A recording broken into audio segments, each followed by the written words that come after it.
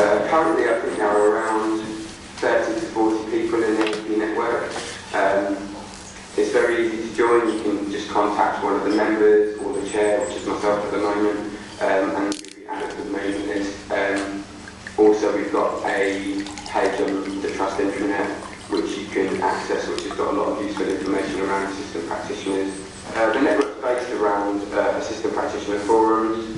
We currently have one in Suffolk and one in Norfolk, which are smaller, more informal forums, and then one large cross-county forum, which meets 3 monthly.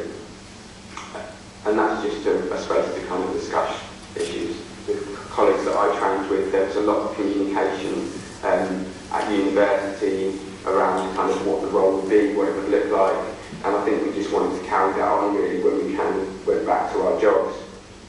And it's been really useful to kind of have a forum and a space for people to kind of come and discuss that. My advice would be to be persistent really. I think when you start a network, you haven't got a terms of reference and it's difficult to kind of get people involved, but if you're persistent with it and you have a kind of clear vision of what you want to get from it, then that's when it kind of works, and over time it builds up and becomes quite valuable space. Hi everybody, I'm Sam. I'm an assistant practitioner, project worker, and also an assistant practitioner working part-time in youth services for Norfolk and Suffolk Foundation Trust. And I've been asked to talk a little bit about assistant practitioner forums and networking. But I'm going to focus mainly on the forum that we've kind of set up in NSFT, where we are now, and kind of a bit about the vision for the future. So I was lucky enough to be one of the first cohorts from NSFT to go and do training, and as I sort of said in the video, there was a lot of speculation around what the role would look like and how it would kind of fit into teams and what it would kind of be like basically. So we kind of wanted to continue that communication on really as time went on. And going back into teams, it was obvious there was a kind of gap in knowledge from, as everybody's flagged up today, from managers and other practitioners around what the role would be and how it would fit into a workforce. We then had a Trust assistant practitioner launch, and there was a lot of sharing of good practice and experiences from assistant practitioners and trainees. And from that event, really, it was evident that that needed to kind of carry on, and it was very much about sharing good practice and experiences and kind of figuring things out, really. So it's all about people, and we realised that it was about getting the right people involved in the forum and the network. And the aim of the forum was to be functional, and not just a kind of tokenistic thing, really. And we wanted to be able to bring about change, and we realised that we needed kind of decision makers there as well as people with kind of on the ground experience. So we involved people like the Chief Exec, the Deputy Director of Nursing, HR partners and workforce, clinical team leads, obviously APs and trainees, external trusts, and the Norfolk and Suffolk Workforce Partnership Group, as well as potential APs and sort of healthcare assistants and learning providers.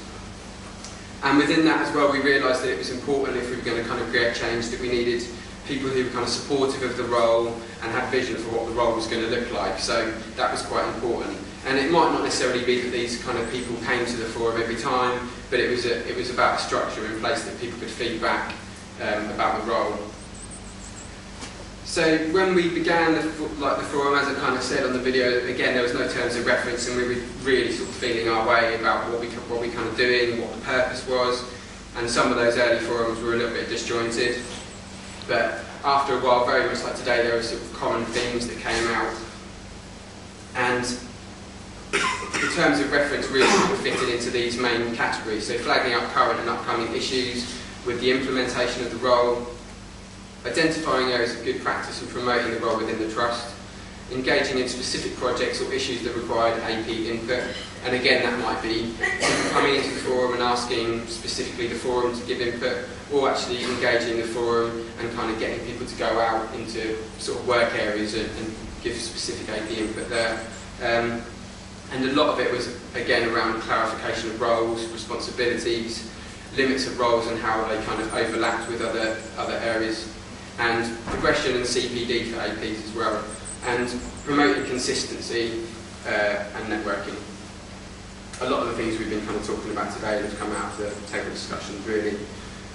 So we decided to do that through quarterly trust-wide meetings, more frequent county meetings, publishing minutes trust-wide. We wanted to be a visible forum. We wanted to kind of get the information out there to as many people as possible, and we did that through an intranet page, which we now have a specific assistant practitioner intranet page.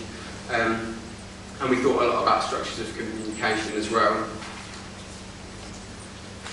So there were quite a few difficulties. Timing was one of them, in the fact that we kind of had a few assistant practitioners around for a while. We were just kind of doing the merger at that point as well, so Suffolk had some assistant practitioners that had been around for a long time. And there were a lot of misconceptions, misinformation, mixed messages and hearsay, and that was kind of a difficult thing because there was a lot of time spent on that really. People, resources and money were also a bit of a problem. Time constraints, as I mentioned, getting the right people to the forums and getting the right information out, and getting people time released to come to the forums. We were lucky enough, fortunately, to have funding available to facilitate the forum in a sort of central location between Norfolk and Suffolk. The trust redesign, obviously, with a lot of clinical reshaping, increased kind of work stress and stuff. It affects kind of morale, motivation, especially when you're talking about kind of enhanced roles and asking people to do more, really. And some of the questions that were kind of coming up didn't really have answers, so we had to find them, wait for them, or make the decisions ourselves, really. But one of the successes was that it was a kind of exploratory space. It was quite an innovative space. The people there kind of wanted to be there, and they were really excited about the role. And I know that a couple of the guys here today, out of one of the Suffolk forums, are going to be going over to Amsterdam to look at some really good clinical practice that's happening over there in a research capacity, and not bringing that just back to the forum but trust-wide as well.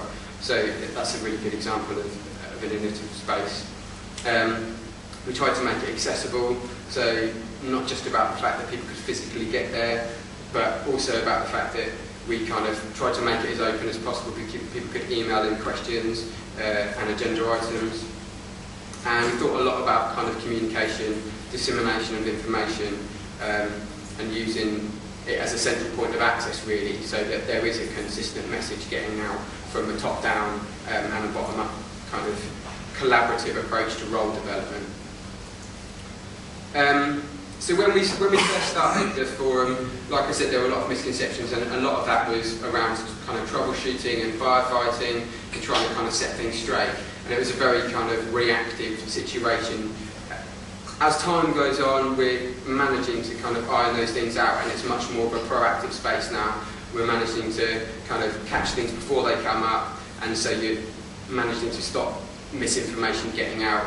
And it's becoming much more of a sort of reflective learning space for people to come along and bring ideas, learn from other assistant practitioners, and we're hoping as time goes on to have more speakers coming in about CBT, reflective practice, and kind of areas for development and enhanced roles.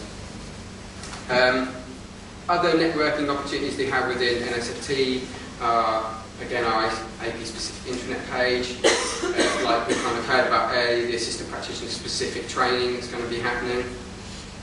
Assistant practitioner project workers, who are a really good link between kind of ground level staff, but also kind of more strategic management meetings. And that's a good way of kind of cascading information. Peer supervision, again, those smaller forums often become more of a peer supervision type environment. Trust communication is a really good way of disseminating information, and conferences and events like today.